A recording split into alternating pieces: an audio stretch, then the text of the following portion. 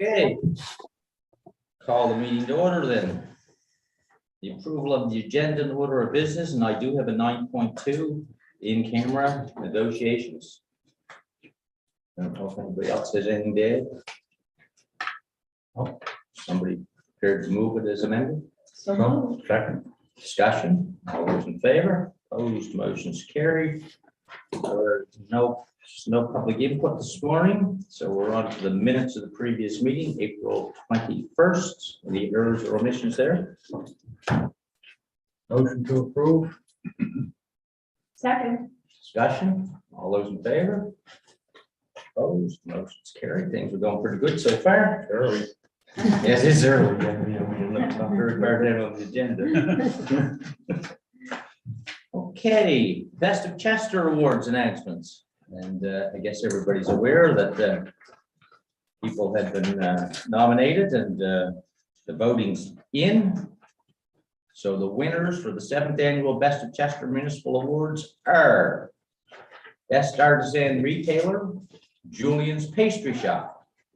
The runner-up is the Kiwi Pantry.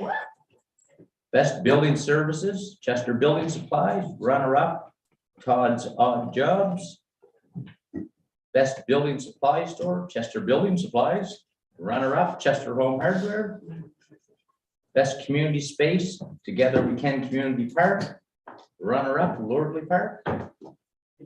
Best Farm or Forestry Business, Ross Farm Museum. Runner-up, Conserve a Tree Forestry. Best Garden Services, Ocean View Home and Garden. Runner-up, Danny's Pitcher Plant Nursery. Best Gas Station, Gold Nugget. Runner-up, Chester Basin Petrochem. Best Grocery or Convenience Store, Spidell's Independent. Runner-up, Foodland. Best Healthcare Provider, Our Health Center. Runner-up, Chester Family Dental. Best Health and Beauty Service, Bluma Salon, Spa and Boutique. Runner-up, Ballard's Hair Studio. Best Manufacturing Business, Black Harbor Distilleries. Runner-up, Humboldt Industries. Best Marine Services Business, Gold River Marina. Runner-up, South Shore Marina. Best Mechanic or Auto Shop, Chester European Automotive, or Jeff's Old Volkswagen. Runner-up, Gold River Service Center. Best non-profit group, Chester Lighthouse Food Bank. Runner-up, Integrity Havens Equine Animal Rescue Center. Best Pet Services, Your Friend and Mine Pet Supplies. Runner-up, Chester Basin Animal Hospital. Best Place to Have a Coffee. Right here. Yeah. We didn't get nominated. Well, I shouldn't say that. I don't know. I don't think so, though. Imperfections Cafe. The runner-up is the Kiwi Cafe. Best Place to Stay, Oak Island Resort and Conference Center. The runner-up, Mecklenburg Inn. Best Professional Services, Scotia Bank. Runner-up, Chester New Ross Credit Union. Best Retailer, Realtor, sorry, Derek. Thank you for correcting me. Susan Diamond, Engel and Volkers. Runner-up, Jessica Birch, Royal LePage Atlantic. Best Restaurant, the Gold Bean Cafe. Runner-up, Rope Bluff Dining Room. Best Spa or Fitness Facility, Sensa Nordic Spa. Runner-up, Luna Salon and Boutique. Best Specialist Retailer, Black Harbor Distillers. Runner-up, Julian's Pastry Shop. Best Vendor at Farmers Market, Julian's Pastry Shop Limited. Runner-up, Higbee's Berry Farm and Nursery. That is the list of the winners, and congratulations to all of those who won. Where was best barrister? The category. They didn't put a category in. No, that would be professional services or something. Oh, okay. Very few people nominate lawyers. We don't win a lot of popularity. Accounting firms didn't, you know. not hurt. Anyway, congratulations to all of them. Yes. Thank you for the work you put into getting this all accomplished. Thank How are we gonna deal with the awards this year? So we'll be in contact with the businesses forthwith. Okay, And there, I'll contact all of you to deliver plaques and such. okay, thank you very much. So do we present them? How does it work? We take them to their, businesses. They're in your district. Yeah, if you can find, if you have the time to do it, and if not, the staff. Oh, no, that's a great thing to do. Yeah, Absolutely. yeah. I'd like to do black carpet. Sounds good.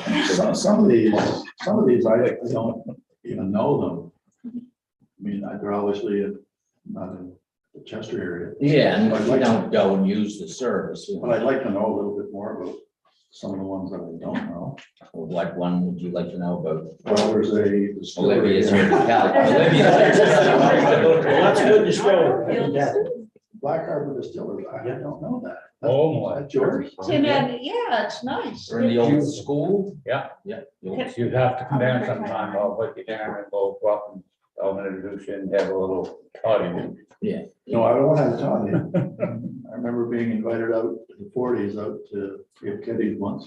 Oh, no. When I was municipal solicitor. Yes, I was someone, you might as well stay for the Yeah, I was day. gonna say, Councilor Murphy took me out Oh, yeah. and he took me out to the back room Mm. for the toddy, right? It's a big shot. I probably insulted him because I don't drink, but it was an experience, I can tell you that. Just being in his presence would be. Yeah, you know what Yeah, I you know do, what I'm yeah. talking about. Yeah, I certainly Anyway, do. Joe told me I had to go meet this guy. Yeah. Anyway, I'll come down sometime.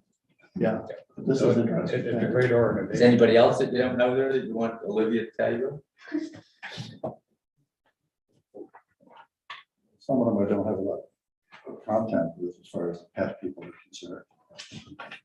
No, that was the one that was mainly I was curious about. Distilleries, I'm not sure the list, but there's an event in Newhouse in the middle of July, a new event, and we're hoping that a lot of the local, if not all of the local distilleries, like the one in Chester Basin now, I think is signed on, I think. There'll be sampling and some, the Legion has that component of the event, so it's very up and, proper in terms of the liquor license and so on in terms of the event, but more to come on that event because they'll be submitting. The other one was Together We Can Community Park. I'm not sure. what that- That's the old Gold River School. Oh, okay, yeah, that's a great. You don't know about that, you need. I know about it. I just didn't Oh, know by that. Yeah, name. that's the name of the park. That's my grandkid's favorite park. Oh, yeah, yeah. Very A lot of nice. people's favorite. I just didn't know the name. Yeah, that's it, yeah. Right on. That's great, thank you. Okay. So we shall move along to floodplain, because floodplain. Yeah, I guess we're ready for that. Okay. I wonder who that was sitting back there.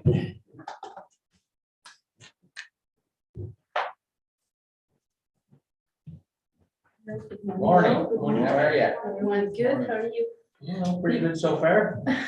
Do anyone think that we have minutes the most? Sarah is gonna flip the slide. Do you want to flip? Yes, please, if you don't mind. Thank you. Thank you so much. Yep.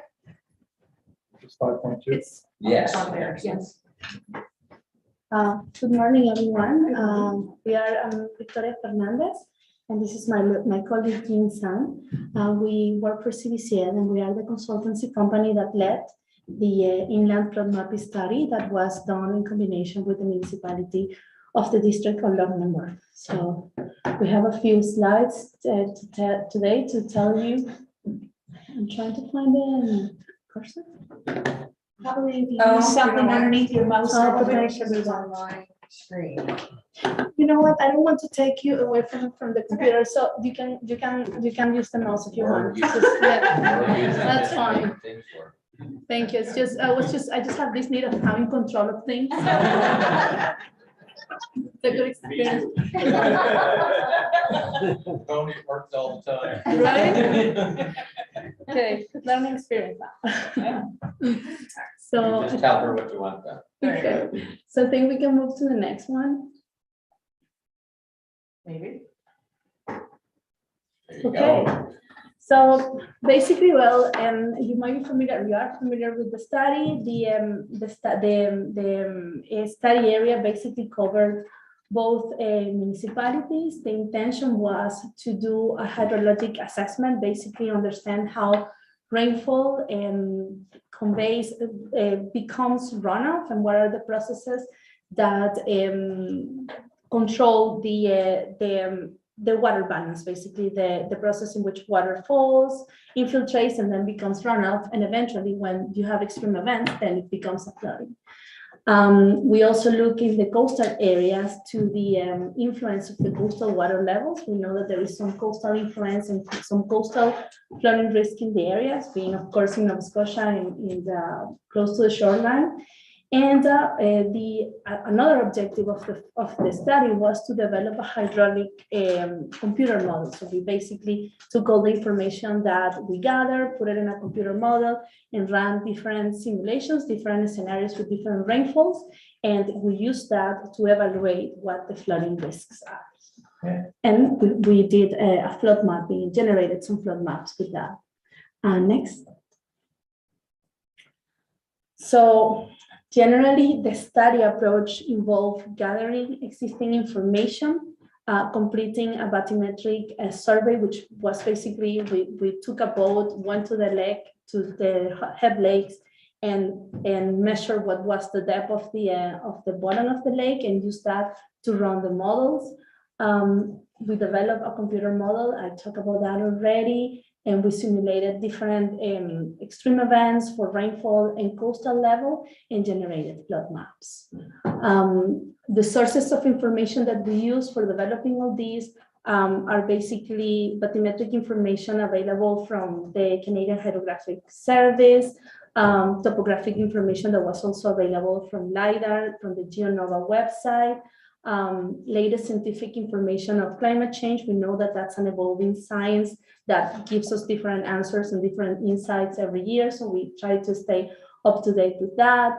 We also obtain information from what used to be Nova Scotia, the NSTIR department. Now it's Public Works, but then they provided historical and as-built drawings of the bridges and culverts that are found along the roads and along the rivers, and those can be what we call hydraulic restrictions, which is basically when they don't have enough capacity, they can produce backup and then increase flooding risks. We also use the culvert assessment that the Coastal Action put together over the last few years. So basically they collected information about all the culverts that were available. And we also gather information of tides and extreme water levels events from the tide gauges that are close to the area. One of them is in Halifax, and the other one comes from the tide tables that DFO puts together. Next. So we took all this information. One of the most relevant ones, of course, it's LIDAR. Basically because it defines what are the slopes of the terrain, and intuitively we know that in steep slopes the water runs faster, and in flat areas it runs slower. So slower. The model allows us to take all this information and basically put it in grids and see or evaluate how the water moves throughout the terrain. Next. So that's another render of the how it looks, LiDAR. And we included also a snapshot of how the bathymetric information basically looks, especially on the head lake, and also an example of the drawings that we received for now Public Works for putting the information of bridges and culverts in the model. Next. There were approximately 400 bridges and culverts. We tried to look for most of them. NSTIR or Public Works provided drawings for 16 drawings. The other ones we had to basically interpolate or assume a dimension base or measure the dimension based on Google Earth and some site visits with it. And also from what the information that the LiDAR can provide. In the LiDAR, it's easy sometimes to see what's the width of the channel. So we can derive the dimensions of the bridges from that data. So this is a lot about the data that went into the model. Next, please.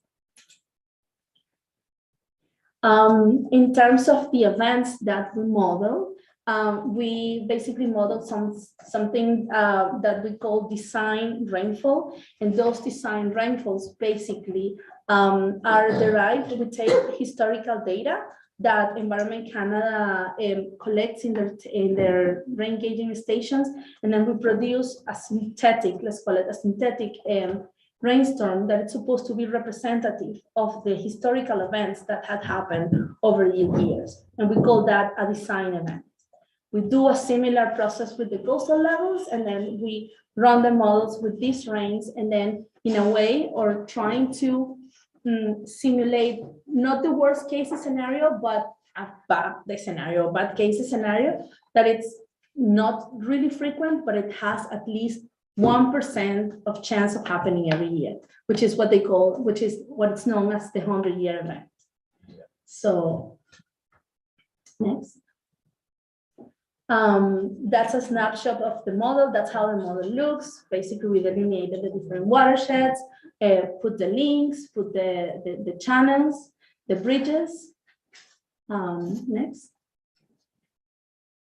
Also, we took flow gauges. We took the flow gauges from Environment Canada and derived the flows that have been observed historically, and use that to basically validate the model. Next. And by validating the model, I'm saying that we took the rainfall that was recorded in the rainfall gauges, put it in the model, and then replicated the water levels and the flow, that had been observed in the flow gauge that it's at La Haye and that there is at the Gold River.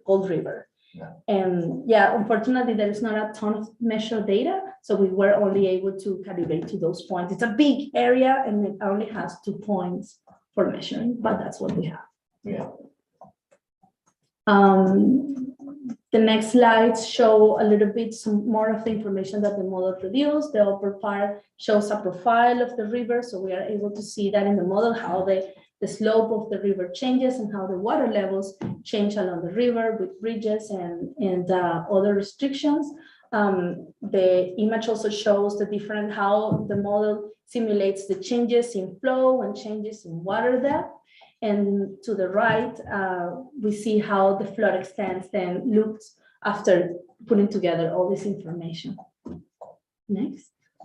So those are examples of the different flood maps that we put together. There are some locations close to New Ross. There the map shows the Ross Farm Museum, which is a little bit outside of the floodplain locally. That's for the 1 in 20-year flood event, another statistical event, another range of events. So we use yes. So the purple is the 20-year flood event? Yes, the 1 in 20. And the blue is what, the norm? Sorry, which blue? Well, there's blue and then there's purple. That blue, it's basically the lakes and the rivers in the map. And that's a normal. Normal. Oh, yeah, normal, yes. That's a normal level, yes. So that's quite a bit of flooding in New Ross.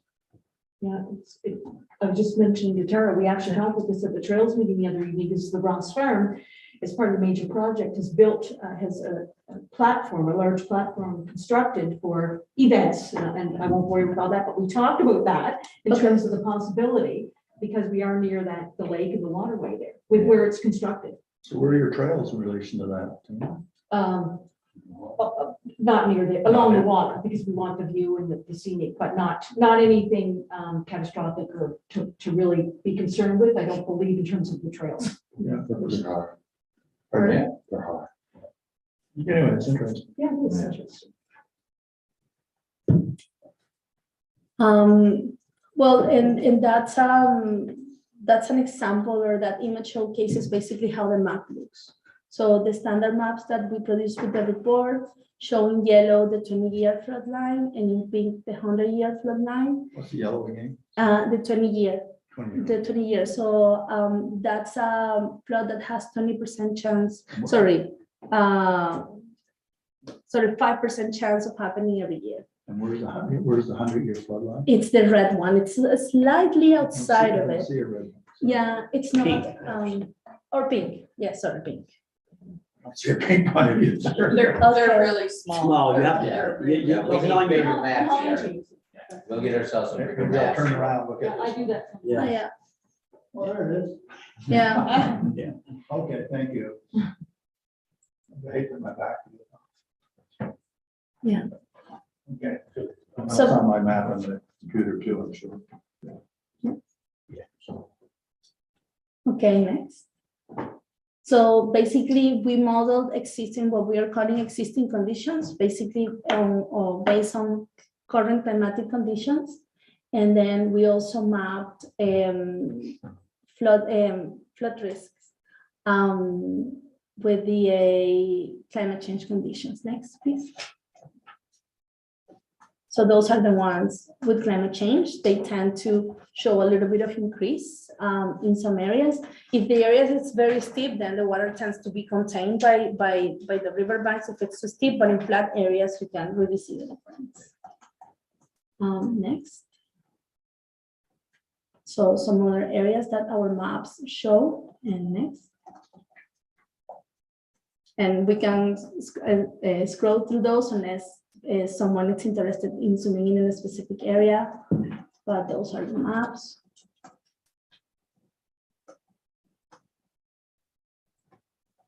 One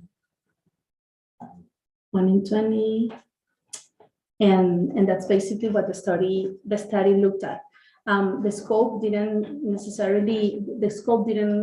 explicitly include recommendations for mitigations, but generally many municipalities are taking several approaches that goes from monitoring water levels to implementing flood forecasting systems and to relying on hard infrastructure, although also there is a lot of recognition that hard infrastructure has some limitations and there is a push for green infrastructure and building with nature type of mitigations.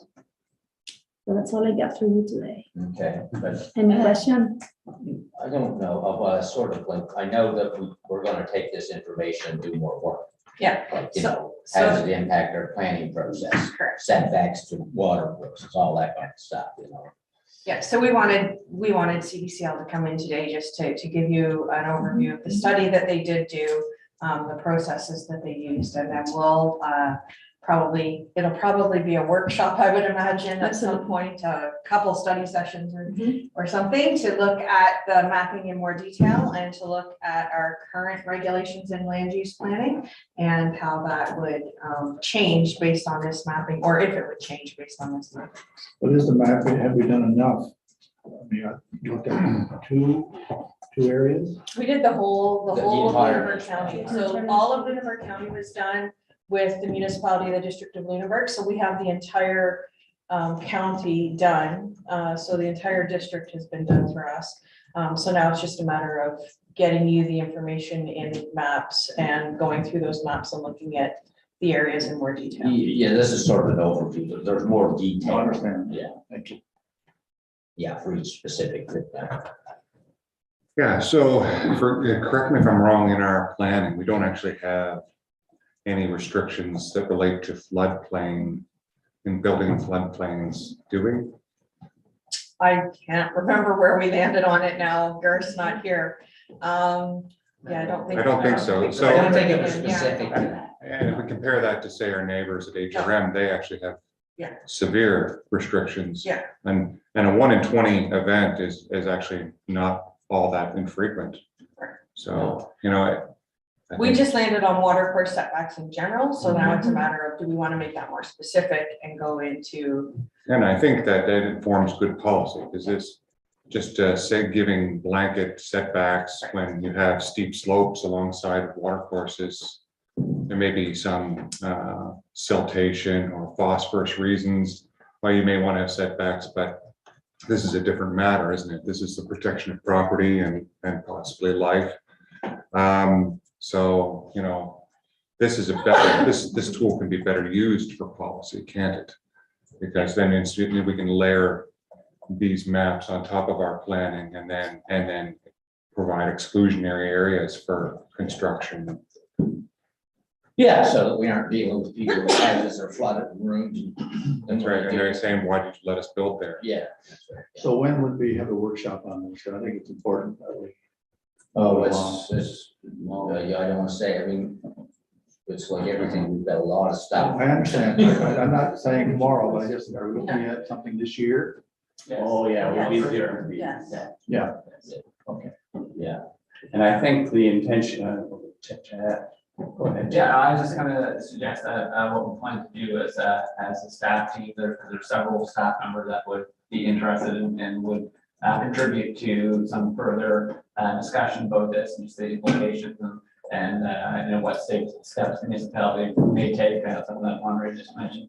And so we will gather that information. We're gonna dive in a little bit deeper. And so if we look at you know, the yellow and red lines that you saw on the map, and look at the existing properties and structures. We've done a little bit of that already. So we know that there's between about 150 to 200 structures that currently exist within what has been identified as a flood risk zone. And so we'll bring all that information back to that workshop. And so we would like just to have staff go through it, you know, potentially develop some. Identify the key areas that are of concern. Yeah, and then have a workshop that you can really dig into it a little bit further. Yeah, what infrastructure do we have that's at risk? And there's lots of other implications, though. We know that EMO is very interested in this information, right? As it relates to being prepared for, you know, for floods and infrastructure and all those pieces. So it's just one of the overall. Will we share this information with, say, well, I'll say the province in general, but specifically Department of Transportation, who it may impact the way they move forward?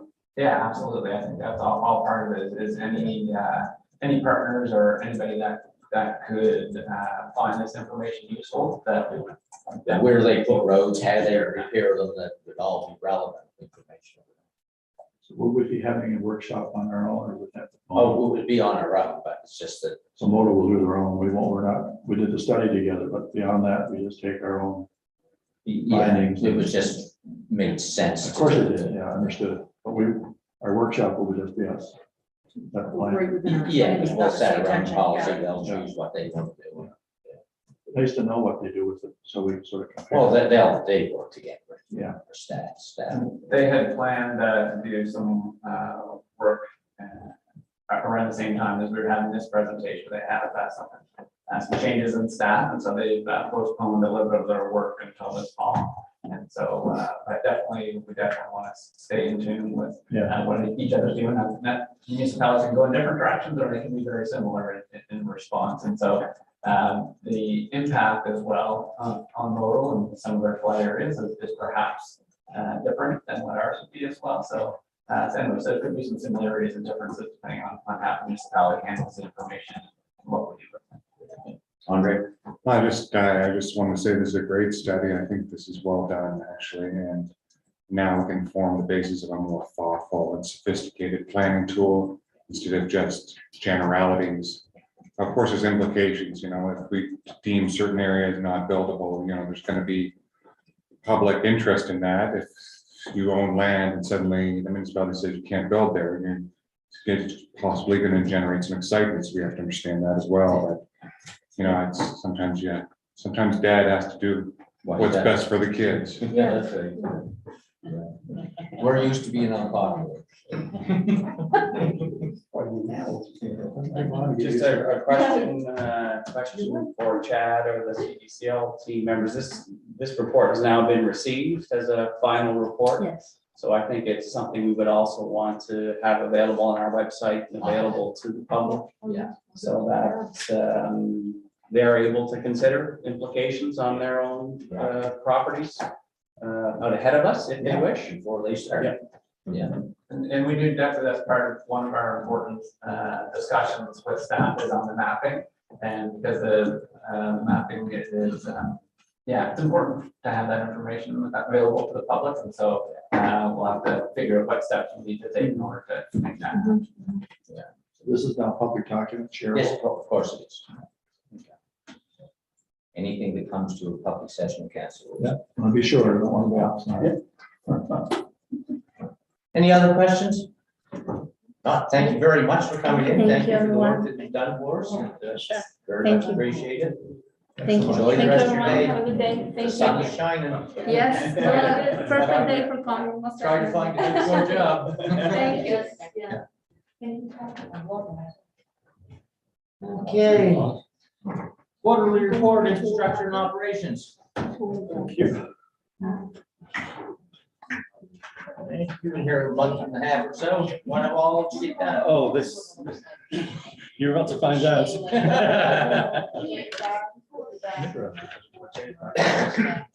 Okay, people, we're on to the next item.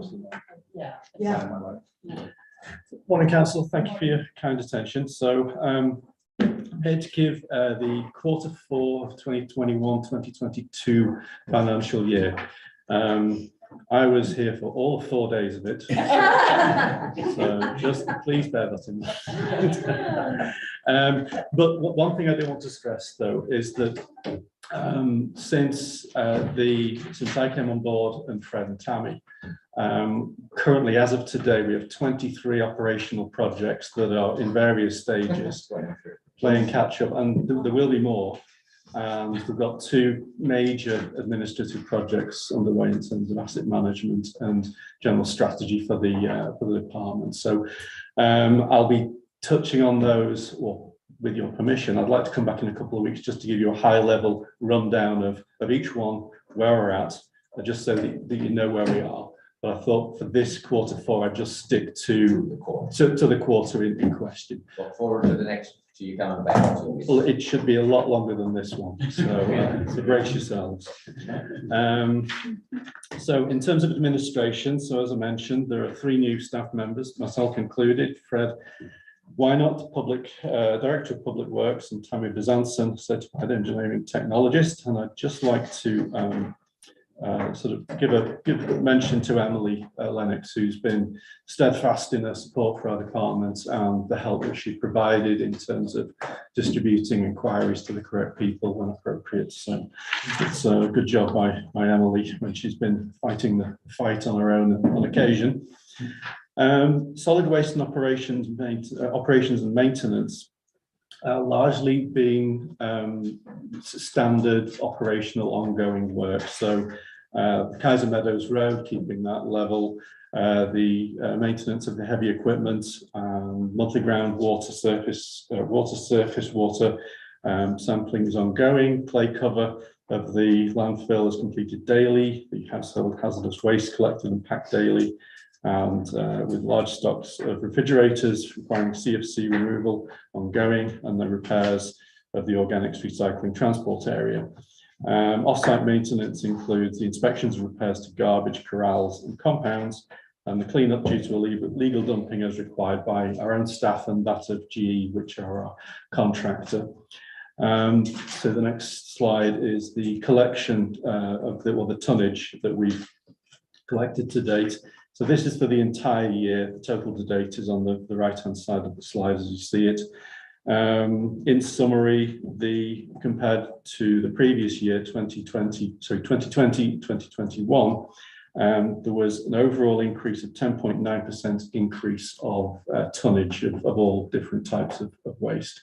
So there's and that we're basically running at 78,381 tons for the last financial year. Just to bear that in mind, when the original when the site was first developed, it was anticipated that capacity would be approximately 45,000 tons per year. So 57% over what was initially planned for. So it's certainly an area of growth, should we say. In terms of general properties, winter maintenance completed, so this is public work. Winter maintenance completed, biannual inspections completed, garbage collection. Maintenance is done. Yeah, that's well. I say that in confidence, but. So, but again, it's just run of the mill sort of bread and butter stuff that we did during January and March, which is clearly winter season and dominated by snow and ice and associated sort of components.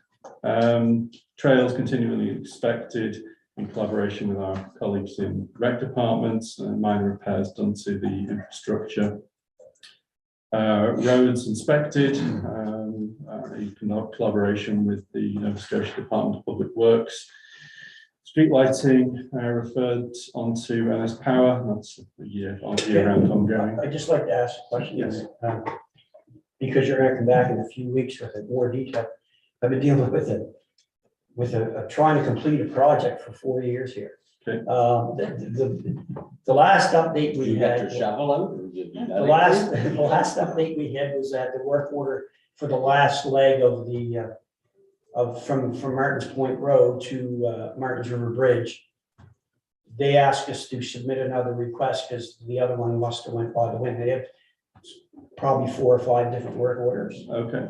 So I've been speaking to Emily, but I'm sure she submitted another request. But I just would like maybe to get an update on that. And that's for the street lights between. In District 5, yeah, the last, yeah. Okay. Yeah, no, happy to do that. Great, thank you.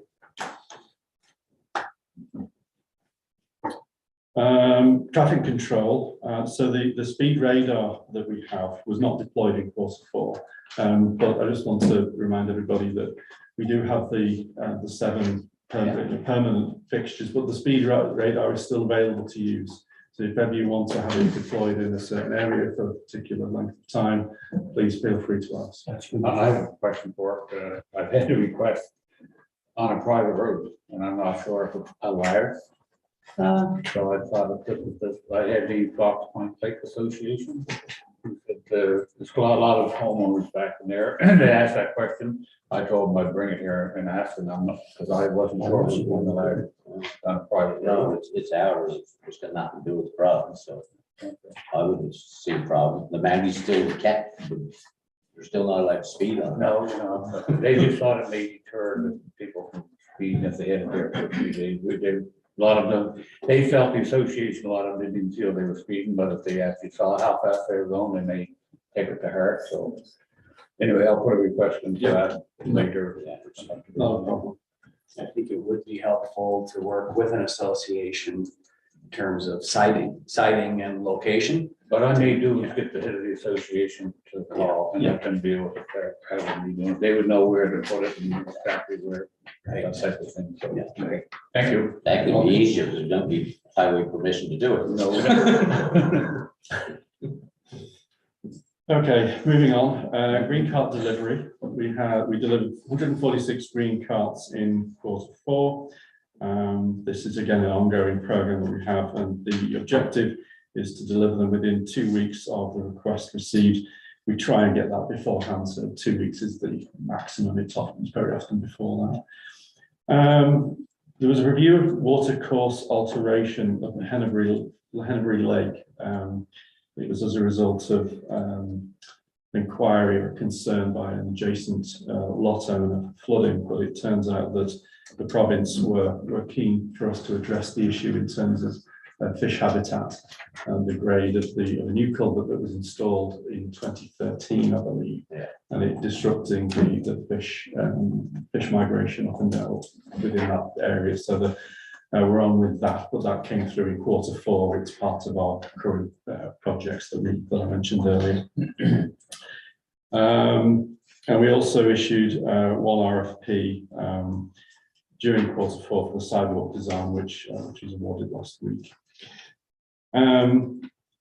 Wastewater system and capital projects. So the water study the XP were commissioned to provide to us was received in Q4, and the municipal engineer has advised that that is currently under review, and a 5-year plan for the associated work with that, and with priorities, of course, will be shared with everybody by the end of this year, if not before. I just wanted to go back to miscellaneous. Yes, And I see that the accessibility upgrades are underway. Do you think that will that washroom be open this season, you think? we have the contractors on site. They've been to do their site assessment. My understanding is that they will be starting work in the summer. Okay. So when they complete that, I can't tell you, but That's fine. it's in the It's pipeline. in the process. Yeah, absolutely. Great, thank you. Sorry, and my apologies, I missed that. That's The okay. risk. Yeah. So, in terms of wastewater operations, so again, it's standard operations, standard maintenance, repairs, and the like from our group who look after those facilities. The reports that are submitted both federally and provincially they have been submitted, but again, Q1, but I'll address that with your permission at a later date.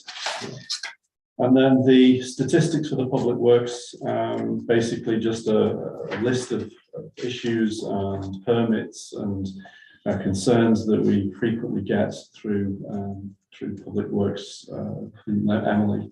And so she collates all this information. So again, the numbers are relatively slim, but I think that's largely due to the fact that it's winter. So we're happy to discuss those in detail at a later date if you wish. Big thank you. And yes, so yes, if like I say, I'm happy to come back in a couple of weeks. Just We appreciate that. yes, that'll be my pleasure. I think it's important just to let you know where we're up to, so that you can share any questions or share with your constituents and hopefully address your questions. Anyone else any additional questions? Thank you very much. Thank you very much. Thank you. Okay. So,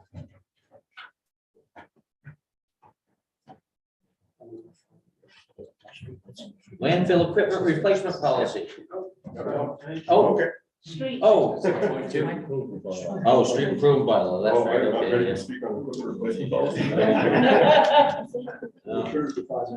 Yeah. Close, yeah. Just one away. Good morning, council. Morning. So today I have brought to you an RFP for the amendment of bylaw 72 for the private street improvement and maintenance. This is following guidance provided by council on December 16th. We don't like it, it's what I told you to do. Your words. So yeah, as you're aware, there's some updates kind of required or desired for the bylaw to update some of the wording to remain compliant with the MGA changes since the last amendment of the bylaw, as well as to reduce the administration fee from up to 10% to a flat, just stated 5%. As well as to clarify a couple definitions of words such as owner and applicant to improve some clarity and remove ambiguity. This will help significantly with the upfront portion where our planning group is working with the associations that wish to join the program. Also a few changes just to some wording to make the bylaw gender neutral, to update some of the grammar and punctuation, fairly straightforward stuff. Also, one thing that wasn't mentioned in the previous discussion was just to add a definition of the term dwelling, because that seems to be another area where people get confused. So we just put a definition in there to clarify that a dwelling is as defined under PBSC's classifications. So the recommendation I have for you today is to give notice to amend bylaw 72 and to recommend to council to give first reading of the amended bylaw next week at the next meeting on May 26th. So moved. Second. Discussion on the motion. All those in favor? Thank you very much. Great, thank you. And I should clarify again that even though the bylaw has not yet been updated, the 5% has been implemented for this year. And that's fine under the current bylaw because it does say not greater than 10%. So we've already updated that portion. Okay, thank you very much. Thank you very much. Have a great day. Now we can go to landfill equipment. Oh, correspondence, well, there wasn't anything I'm aware of, nothing on the agenda. Karen might be able to see that on her computer screen. We can.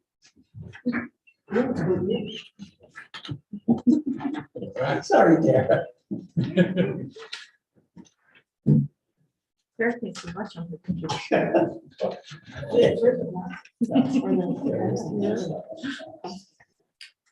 Right, thank you once again for your attention. Landfill equipment replacement policy.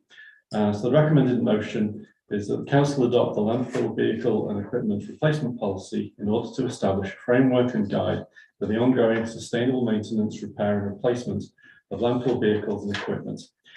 There's currently no policy or guidelines in place to effectively manage the vehicles and equipment required for the safe, efficient and effective operations needed at Kaiser Meadows landfill site.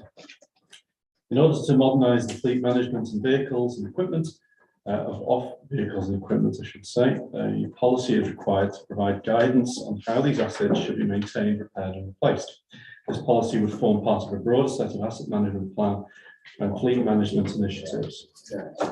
So the discussion principles, I'll just read this, but the other parts to it, I'll just give you the headings and we can discuss that if you wish further details. But the principles are: the municipality of Chester recognises that the landfill requirement requires reliable equipment to support safe, effective and efficient landfill operations. Municipality of Chester recognises that landfill equipment costs represent a significant percentage of the expenditure of the landfill, and the life cycle costs must be considered in this policy. Municipality of Chester recognises that the use of an equipment replacement reserve should be employed to achieve lower costs and predictable tip fees by reducing or eliminating borrowing costs, and by creating a cost structure that reduces or eliminates peaks and troughs in the landfill tip fee. And the Municipality of Chester recognises that management of this policy exists in a dynamic environment and marketplace, and the planning documents will be amended and approved by the council annually or as required from time to time. So essentially, it's the policy is to provide a long-range planning document for very important pieces of equipment that we use and for the function of the site. Did you want to ask a question now, Andre? Or wait? I'm gonna let him finish. Okay. It defines responsibilities, it provides guidance on the maintenance schedules for the equipment, the replacement schedules as well, based on either age and or hours of use for the equipment if appropriate, and then the financing component of it. So the options that we wish you to consider are the adopt the landfill equipment policy, or direct staff to gather additional information and return to council. So, thank you. Andre. This is good. It's important to do this. But my question is, why would we take a slice of our operation to the landfill and have just an equipment policy for replacement of that? And you touched on it, this is asset management. And any asset management plan we would have should include the equipment at the landfill, as well as everything from our lawn mowers all the way up through our buildings. And for the same reasons that you've outlined here, it's not clear to me why we're specifically creating a policy around the landfill. I can maybe help answer that. Somebody. I agree that there's probably, I don't even know if we have a policy for everything outside of the landfill. But I know that this will be helpful in dealing with the budget process when we're dealing with our partners in the landfill. And we would want a policy that reflects only the landfill, so that we're not involved in the discussion that's broader about around it. And I think one of the other additional, maybe the primary reason is it is the most significant component of our fleet. Yeah. You would have approved in your capital budget this year replacement of a compactor. That's $1.5 million. So it was the magnitude and size of the fleet at the landfill that thought it was best to advance a policy for that. It's the materiality, and because of the importance of it for both Valley Waste and our financial plan for the landfill. So in other words, achieve this now, and and move forward with the balance of our fleet in due time. Yeah, the landfill's sort of funded in a kind of a separate way from everything else. And I think an asset management program is one of our strategic priorities too. So it's one of the things that, as the new staff have come on board, that they've been tasked with looking at an asset management policies, in a broader context. But this one was, as Dan said, because of the magnitude advanced before. And it helps us in our negotiations with budget with the Valley Waste for us to have, when we're trying to talk them into putting money in reserves for.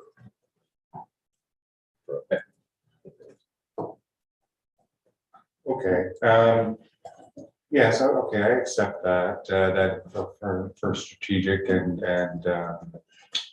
contractual reasons, we may want to have a separate policy.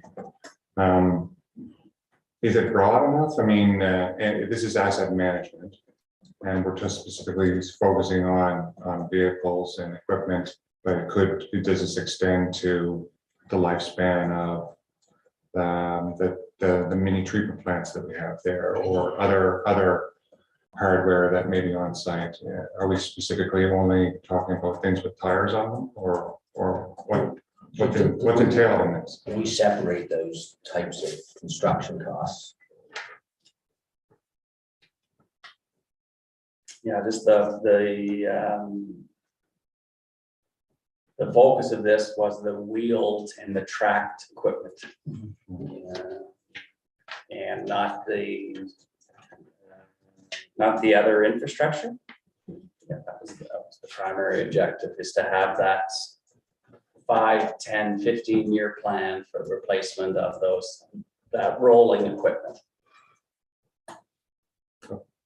I mean, as I said, there's nothing wrong with this. It just, We need. I'd like to see a broader asset management plan, not just for the landfill. It should include everything in the landfill, and also all of our infrastructure, including our sewage treatment plants, our building that we're in, our trucks, all the things that we need and use. It's very easy then for staff, once that's in place, because you can just follow along the plan. Council's already agreed to the asset management plan. It makes it easy to come to council and do budgeting. It makes it simple, and I think that's where we want to go. And that's what, as I mentioned, when I was given the presentation, so the 23 operational projects and the 2 administrative projects, one of those is the asset management on a municipal wide level, that this would form a component of that eventual work.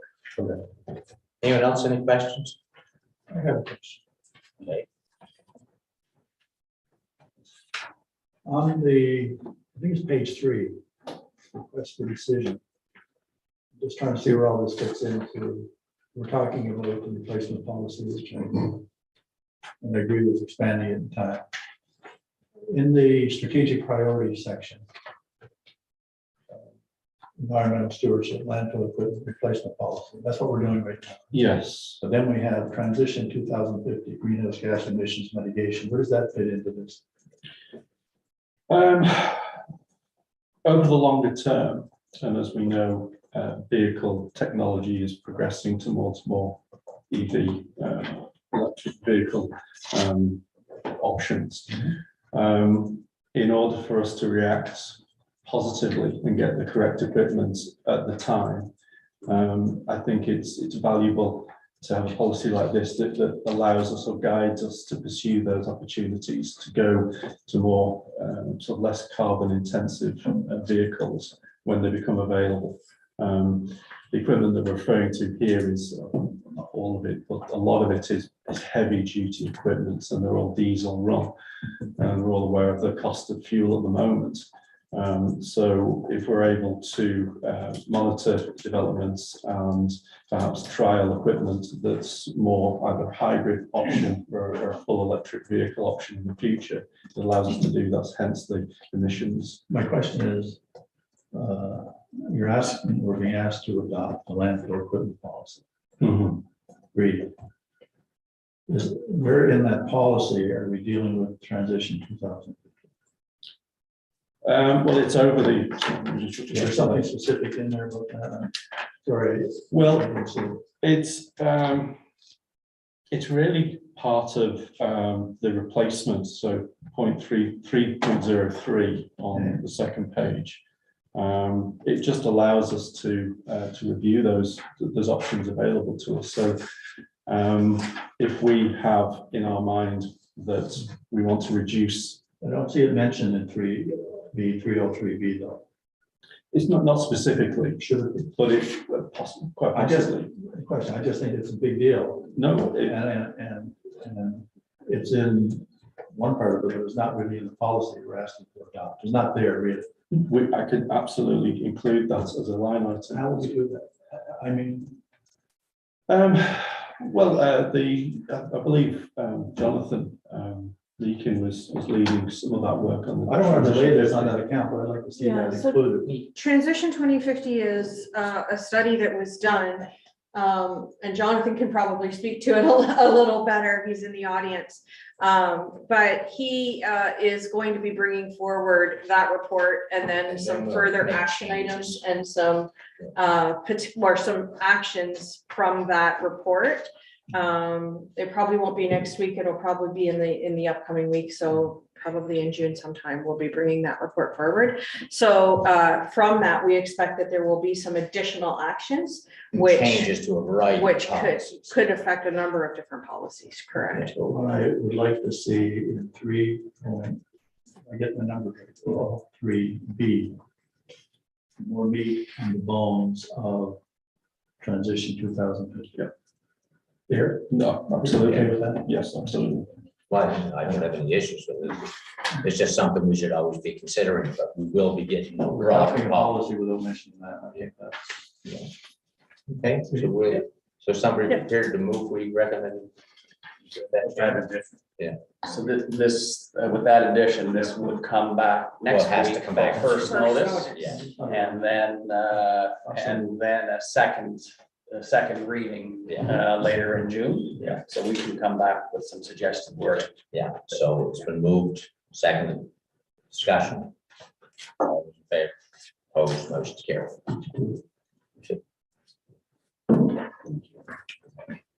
Thank you.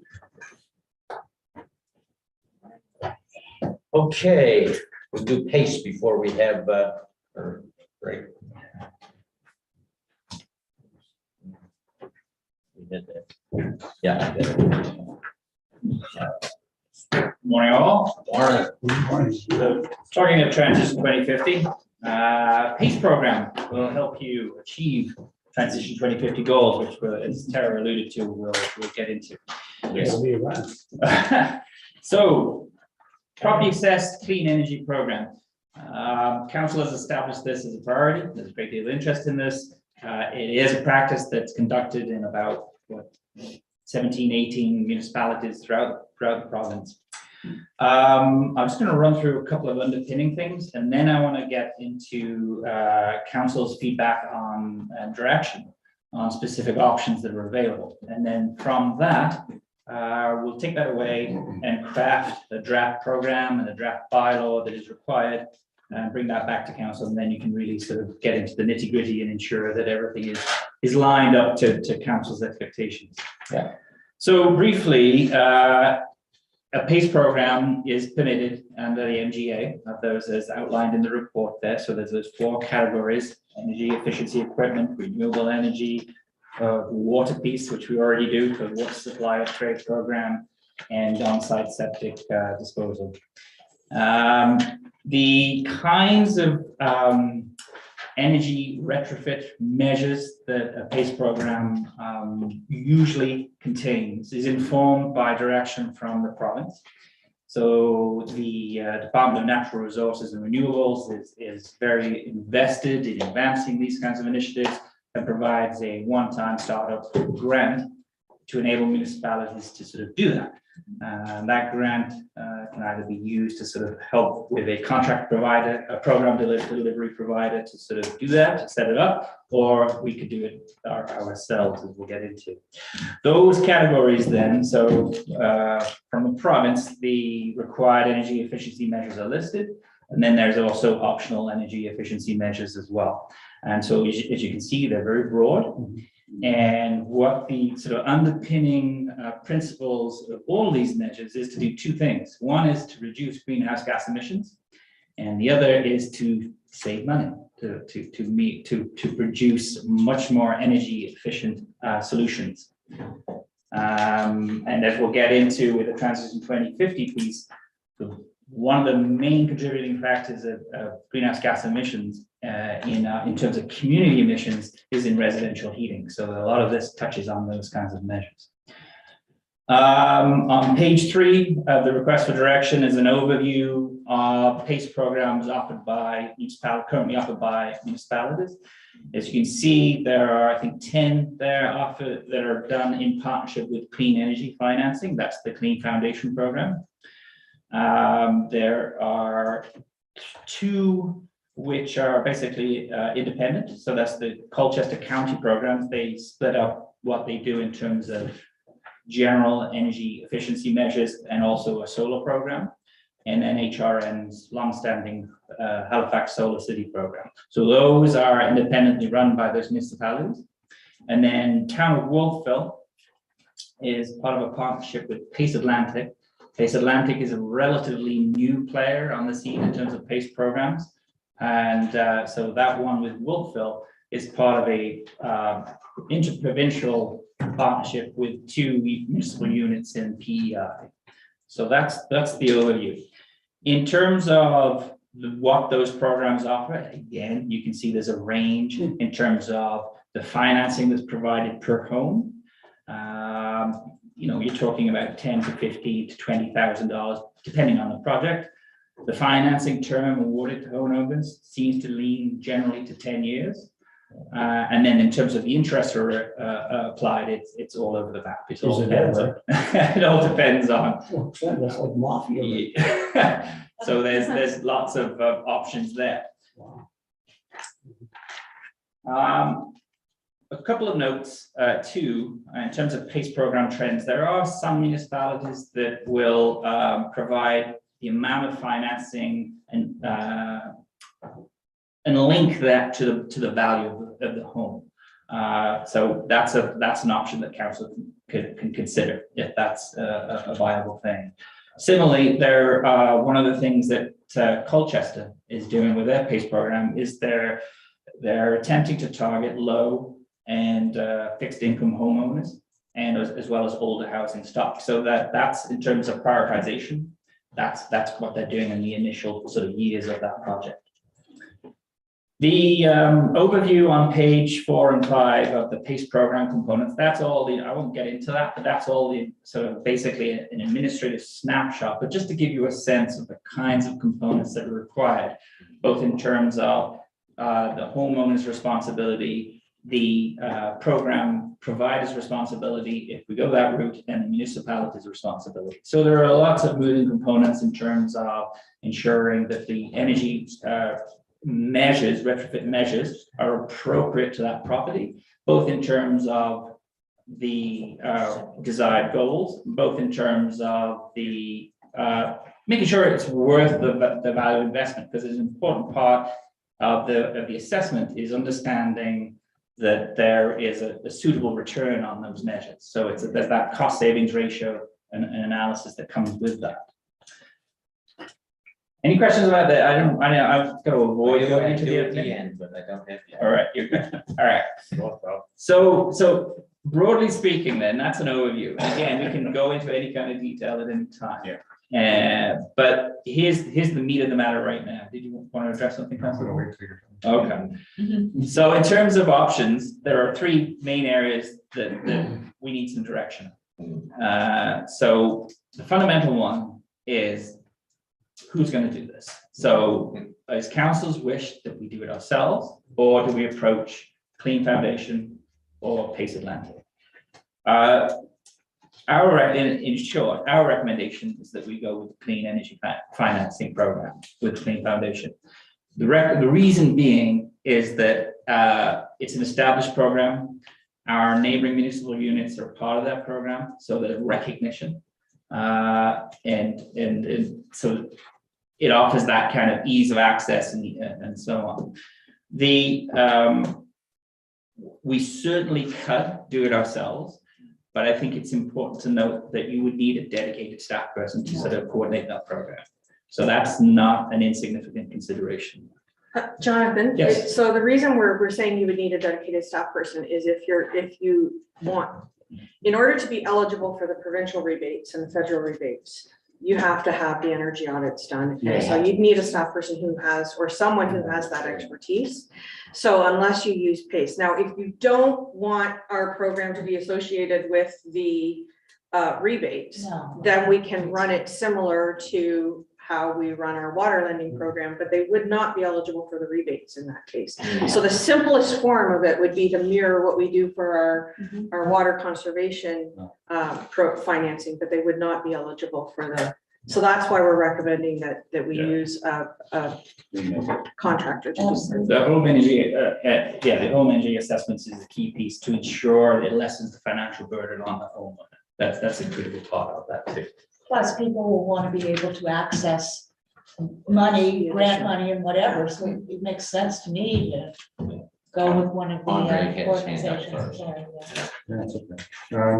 So just some comments here from my own, because I've thought about this quite a lot, long before this report has come to us.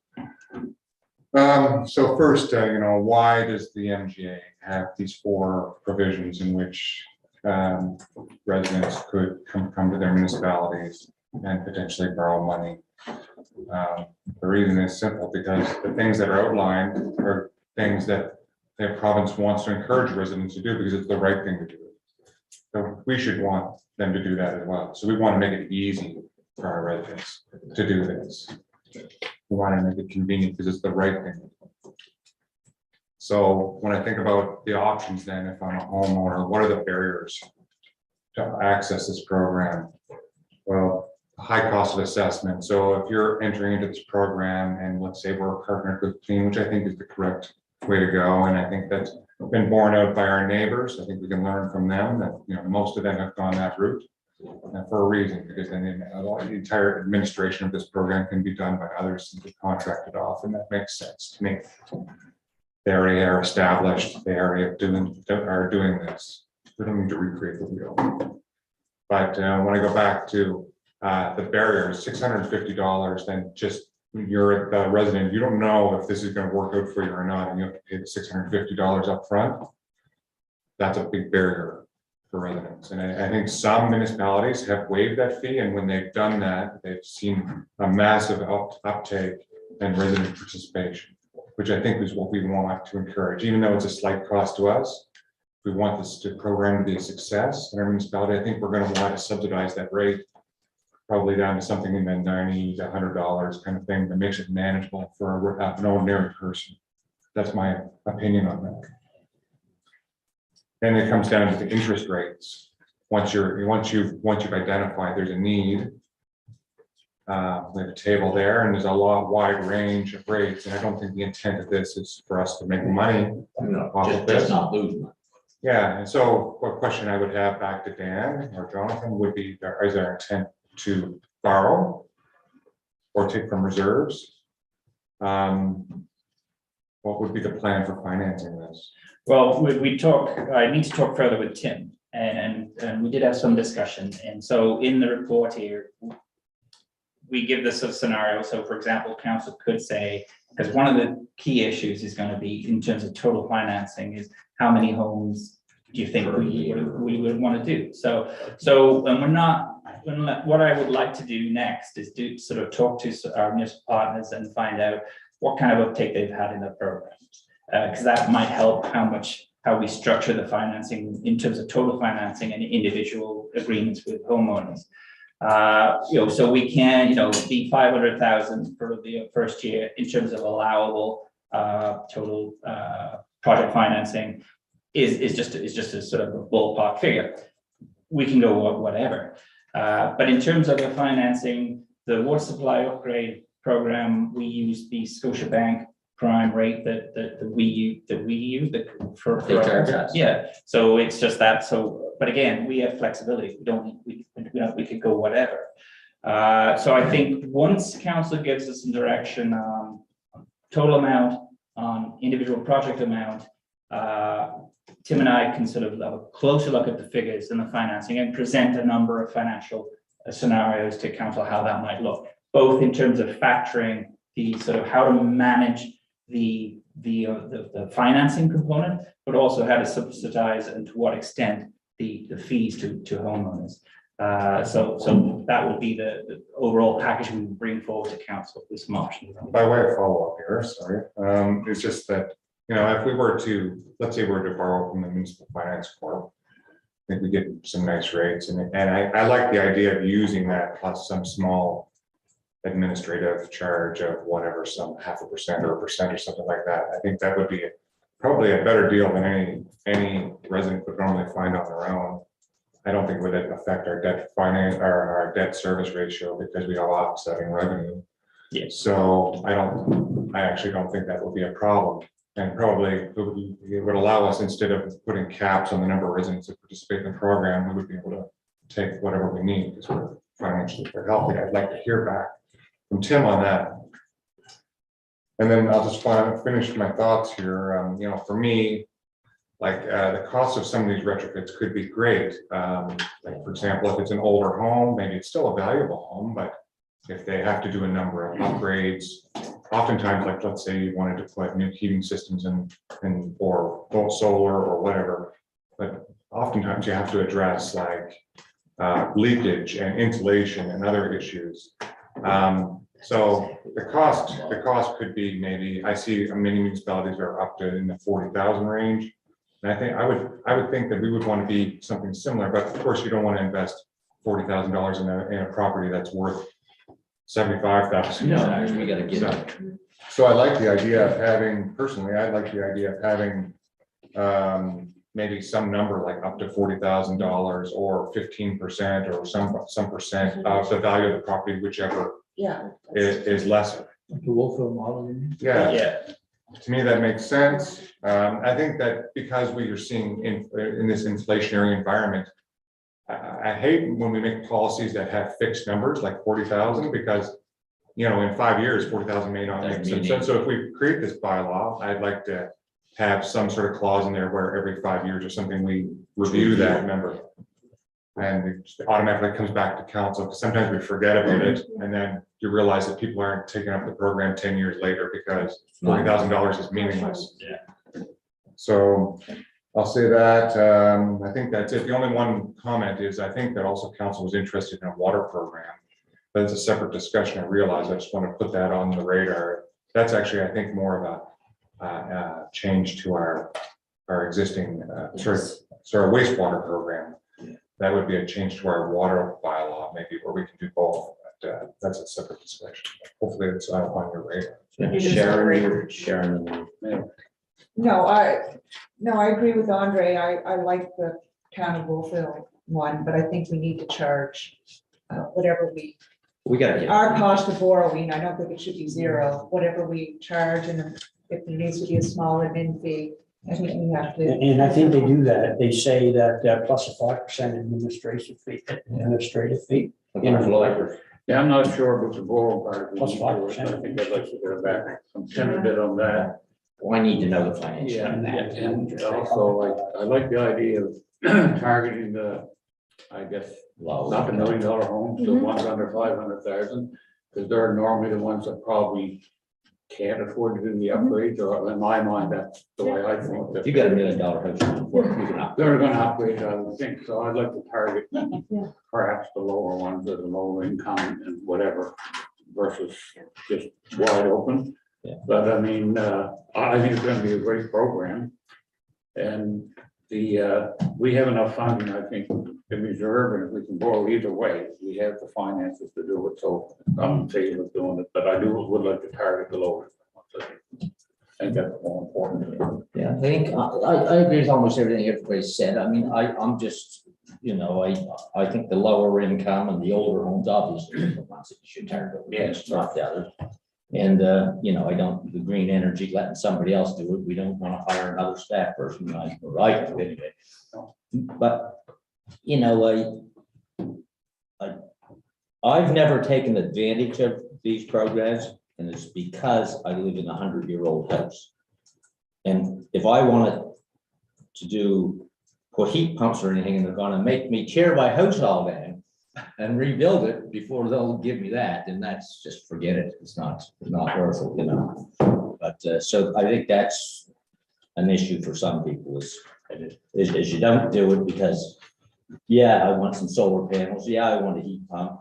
But if I'm not eligible for anything until you do this environment energy assessment, and of course the house isn't well insulated. Yeah, I already know that, you know, but I'd have to tear my house apart in order to get anything out of it, so. And again, I think one of the flexibilities of the program, specifically with the specialists who can provide this counsel and guidance, is the ability to provide flexible solutions. So it may be recognizing that the house has limitations as to what it can be done, but maybe there's some smaller measures that could be implemented And maybe, I just never pursued it because I didn't even want Understood. to, I don't even bother to come see me. I know that the windows leak and I know that the insulation isn't wood. Yeah. I think this program is nice, but I think one of the fundamental tenets is that the savings are supposed to be offset, like you're supposed to offset costs. So Exactly. in your scenario, like I think that they wouldn't recommend anything that they felt they wouldn't pay back. Exactly. When my uncle was alive, we actually got him involved with the Clean's home warming program, and they came in, and it was a local shack that he was in, and he, you know, we ended up getting a heat pump and some insulation, and it worked out actually pretty good. And I'd like to see more of that, and if we can somehow facilitate it.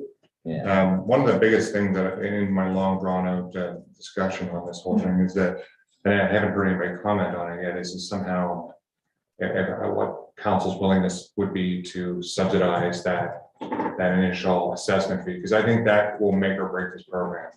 If people have to spend $650 and they're already in the low income strata and they don't even know if it's going to work out, that's a barrier. The program will fail. And I think we can go to our neighbors and they will attest to that. Yeah. Well, that was my only other point, and that is that I'm all for the program, you know, and focusing on the older and lower income people, at least initially. But I need to understand better the financial impact overall on the municipality to do with this. We've got a lot of programs, a lot of capital expenditures, but it's starting to add up. Yeah, So I just need to know what it was. yeah, I just, Alan just touched on this question I was gonna ask. And I know you're looking at a, 15% of property value and how they'll, qualify. Has any thought been given to income as a process of applying as well? Like what your income would be, almost like our tax rebate?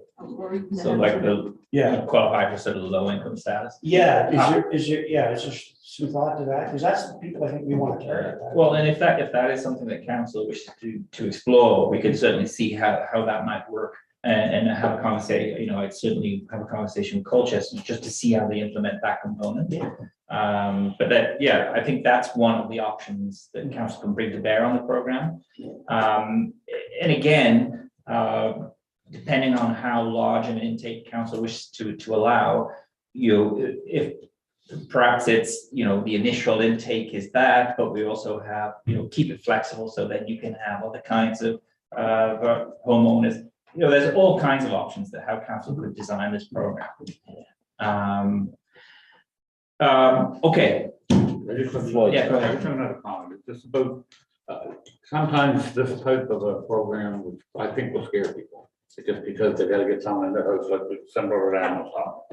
I'm just gonna give an example myself. I put a heat pump in my house about 7 years ago. I didn't do a thing. I put a heat pump in. You just paid for it yourself. I paid for it myself and I saved $1,800 a year, every year by putting that heat pump in. And I think that's an option, maybe, I don't know if that's an option we could give people to put the heat pump in without anything else. Because it saves a lot of money, it's greener, it does a lot of things. And I just think we should look at some phase of that for a program, for someone to say, who cares about the provincial lending program? it's $10,000 to put a heat pump in, you pay for it for 5 or 6 years, right? If you get to pay back, but I just think it's something we should consider. Yes, team. my comments probably won't add value to what this discussion is, except to just jump off of Abdullah's comments around the income as, maybe that deciding checking of the box. It's sufficient for Housing Nova Scotia to make their decisions. And I deal with Housing Nova Scotia applications, maybe not every week, but in some weeks, there's probably a couple. And Floyd, to your comments around people's nervousness about something coming in and so on, quite often it's, somebody that's gone through the experience and is a bit more trusting, speak to the neighbors and so on. So, again, I deal with Housing Nova Scotia applications frequently. And there are probably more heat pumps, new windows installed in areas that are aware of the Housing Nova Scotia supports. And the big roadblock that I'm running into right now in my community with a lot of people that have been approved. It's taken a couple of years because their budgets are overtaxed, oversubscribed, not overtaxed, oversubscribed.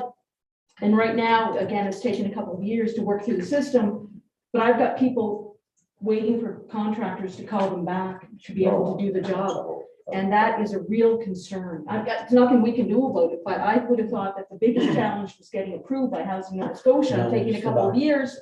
But I have probably 4 people in New Rouse waiting for contractors just because of the busyness of the schedule. And a lot of the contractors too, there's not a lot that'll do that type of work, just because it's a longer process to get their money. Yes. But I mean, it is too, I've had the same in my, it's a 2-year wait. But the income being the deciding factor by Housing Nova Scotia to give the heads up or the AOK for approval. And we're another level of government, no different than the province in terms of what's sufficient for them. So. That's a good point. And I know that, if I can, sorry, Tina, I know that Nova Scotia Power has a program for heat pumps that you can just go borrow, and it's actually a really good deal. It's pretty sweet. That you can put your heat pumps in, and of course you don't need to Do all this audit other done. stuff. You just go put them in, and then they add it on your bill over, it's amortized, I think over 10 years or whatever. Mhm. So that, Yeah, there's other options. there's other options that way. I just think if we're gonna do this, we wanna, I mean, I'm not interested in making any money on it, or even if we have to take a loss. I mean, it's the right thing to do. It's just how much. That's right, that's right. Okay. And we need to make it available to the most, not vulnerable, but the most people that have a need. Well, those who need Yeah. it most. Yeah, the need. Sure, because, yeah. Your words. So I have to encourage everybody to buy in. Yeah. I don't- Sure you do, but I mean, you're gonna give some priority to those who are most in need. If there's a limited budget. Yes. And you Well, wanna and make there will it be. as easy as Has possible. Exactly, I agree. So Okay, you got enough to go away or not? I think so. This is, So I just Okay, wanted, just go away. I wanted to summarize, Oh, I I was think, gonna say, I think what I've heard, but we will come back, and of course you can amend what I bring back. It's on tape. But that there's there's a preference to outsource the administration to, and clean energy's been identified, I think, as a good model. Yeah. There's an interest in subsidizing the assessment cost, perhaps with a low income lens for the assessment cost. So either or, so that that barrier is reduced. Yeah. That any borrowing cost, that the interest rate of the borrowing costs, the participant is no greater than our cost to borrow or finance. I think an ample size program up to, I think a preference for the up to 40,000 or 15% of the property value. And we'll look at the financial impact, see if there is any impact of the borrowing on our debt service ratio, and if so, what does that mean? And I think it's important for us to maybe bring back a little bit of information on the Housing Nova Scotia programs, just so that you understand that the cost of installing some things is supported for low-income families through Housing Nova Scotia. Just so we better Just so understand. that you have that understanding. So I think that's what I've heard from Jonathan or Tara. That's what I heard too. Yeah. Okay. Okay, thank you much.